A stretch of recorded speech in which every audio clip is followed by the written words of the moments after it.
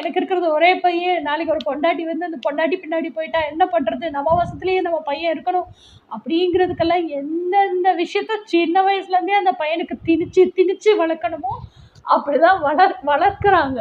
So அப்போ அந்த புதுசாக வர்ற பொண்ணுங்கிறவன் அவ்வளோ கஷ்டப்படுறான் அந்த ஆண்கிட்ட, அந்த மேல் சாவனிசம், மேல் டாமினன்ஸ்னால. ஸோ இவ்வளோ டாக்ஸிக் என்விரான்மெண்ட்டுக்குள்ளேயும் போயிடுறாங்க பெண்கள். ஸோ அப்போ அந்த டாக்ஸிசிட்டியில இருந்தெல்லாம் வெளியே வந்து அந்த டாக்ஸிக்குள்ளே இருந்தே அவ்வளோ சஃபகேட் ஆகுறாங்க. சஃபகேட் ஆகிட்டு அந்த சஃபகேட் ஆகும்போதே அவ்வளோ பெயின் அண்டர்கோ பண்ணுறாங்க. எமோஷ்னலாக அவ்வளோ ட்ராமா சுமந்துட்டே வர்றாங்க. அவ்வளோ தூரம் ஸ்ட்ரெஸ் அனுபவிக்கிறாங்க. ஸோ இதெல்லாம் வேண்டான்னு சொல்லிட்டு தான், இதுக்கு மேலே என்னால் செல்ஃப் பிட்ரேயல் லைஃப்பை வாழ முடியாதுன்னு சொல்லிட்டு தான் அத்தனையும் தூக்கி போட்டுட்டு எனக்கு இந்த டாக்ஸிசிட்டியே வேண்டான்னு அந்த டாக்ஸிசிட்டிக்குள்ளேருந்து எமோஷ்னல் ட்ராமாக்குள்ளேருந்து வெளியே வர்றா பெண்ணு.